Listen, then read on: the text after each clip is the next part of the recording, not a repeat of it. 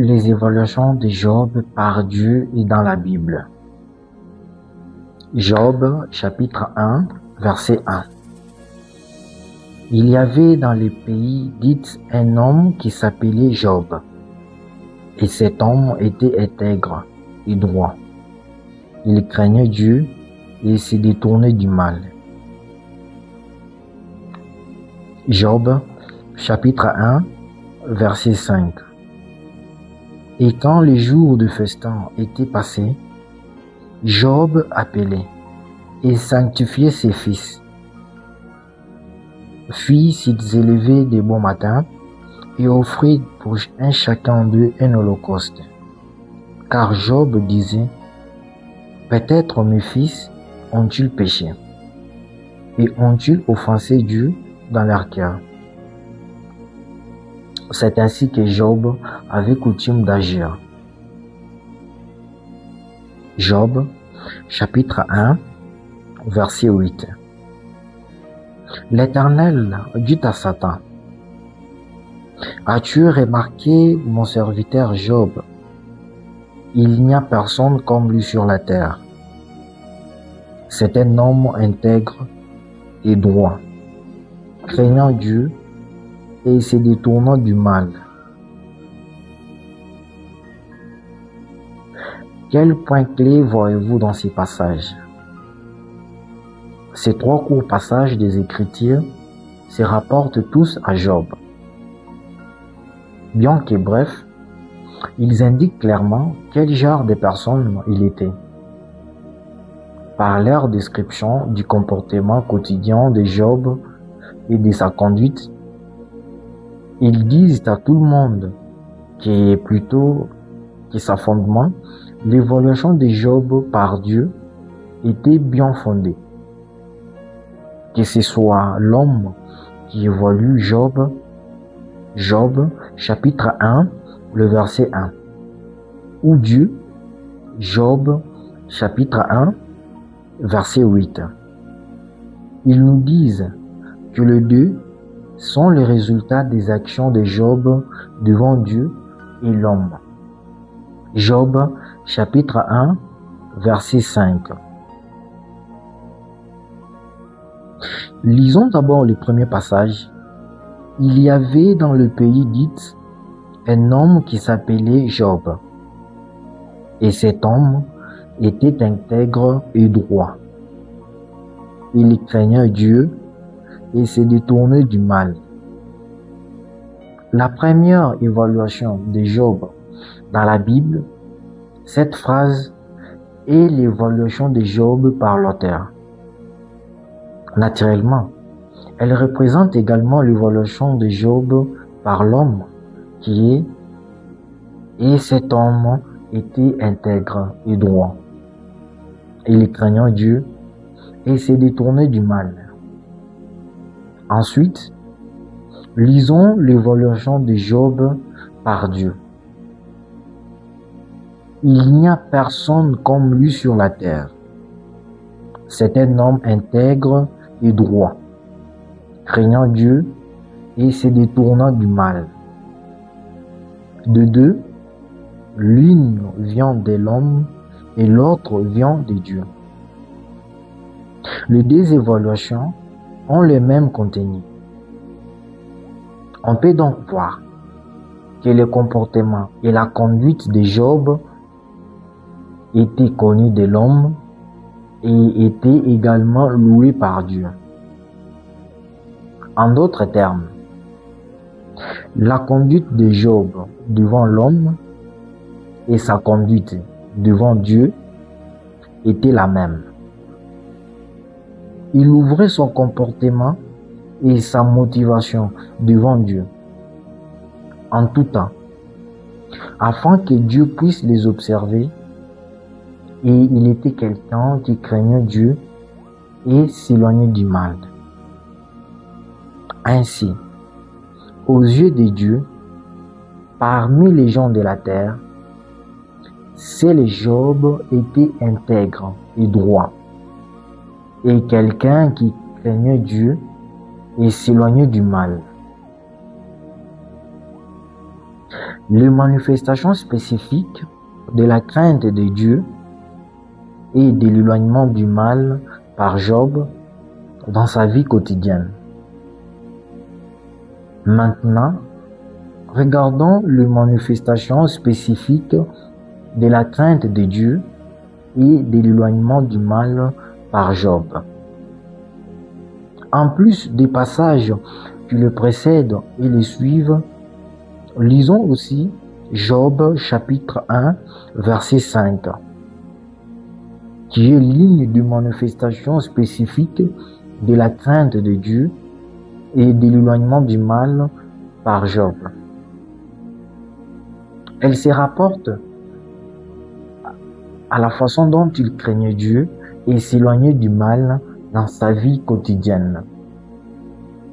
Plus évident, non seulement il faisait ce qu'il devait faire pour sa propre crainte de Dieu et son propre éloignement du mal, mais régulièrement, il offrait aussi des holocaustes devant Dieu en faveur de ses fils. Il craignait qu'ils aient souvent péché et maudit Dieu dans leur cœur, en festoyant.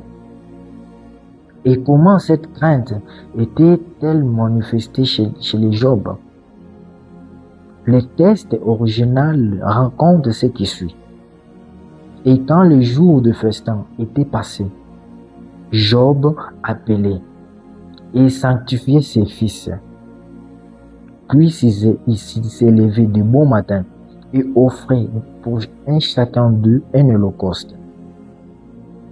La conduite de Job nous montre que plutôt de se manifester dans son comportement extérieur, sa crainte de Dieu venait de son cœur, et que sa crainte de Dieu pouvait être trouvée dans tous les aspects de sa vie quotidienne, en tout temps.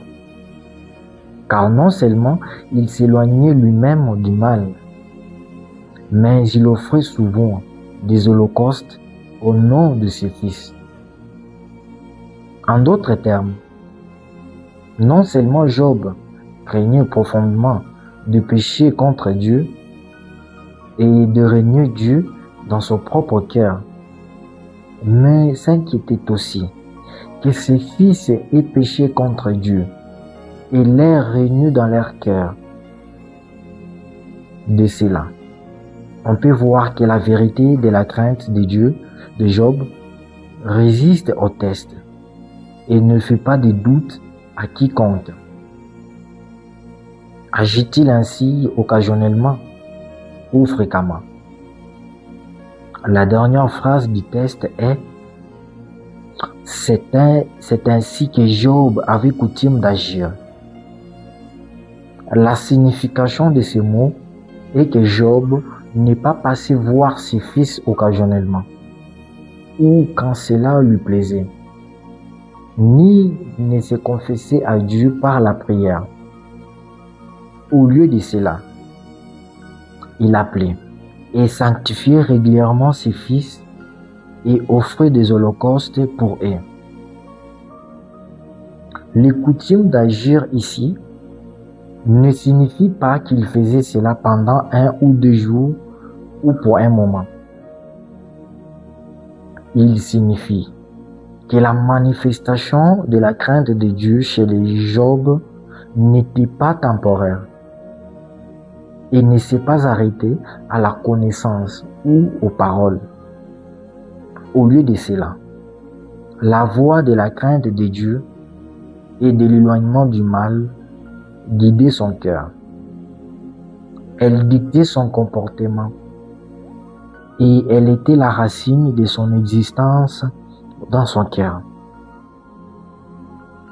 Qu'il ait coutume d'agir ainsi montre que dans son cœur, il craignait souvent de pécher lui-même contre Dieu.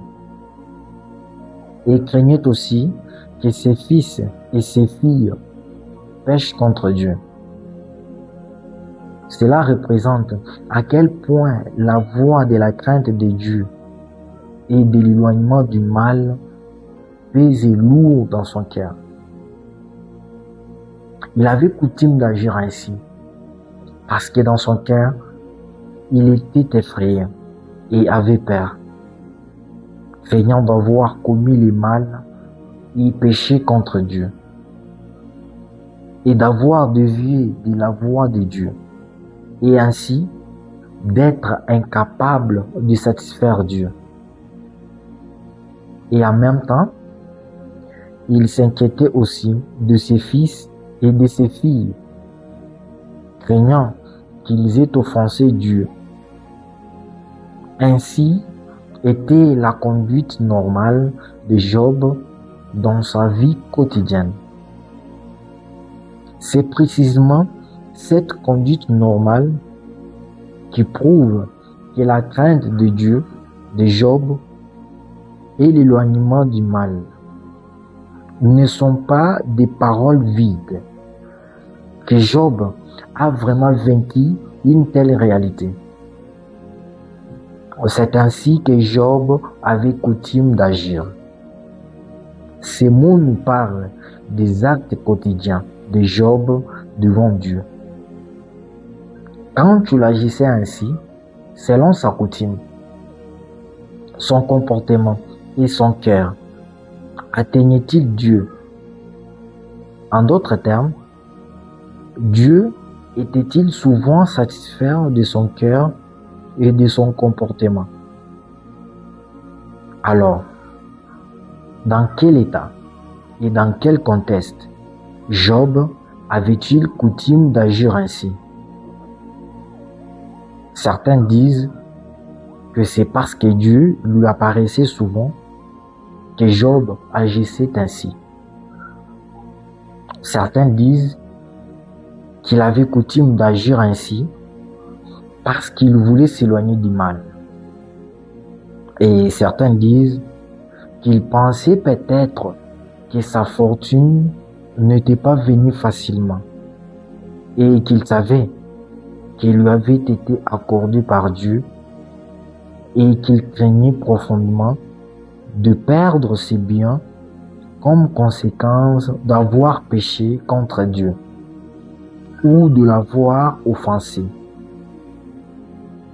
Certaines de ces réclamations sont-elles vraies? De toute évidence, non. Car aux yeux de Dieu, ce que Dieu acceptait et chérissait le plus au sujet de Job, ce n'est pas seulement qu'il avait coutume d'agir ainsi. Plus que cela, c'est sa conduite devant Dieu, l'homme et Satan, quand il fut livré à Satan et tenté. Que l'Éternel vous bénisse abondamment.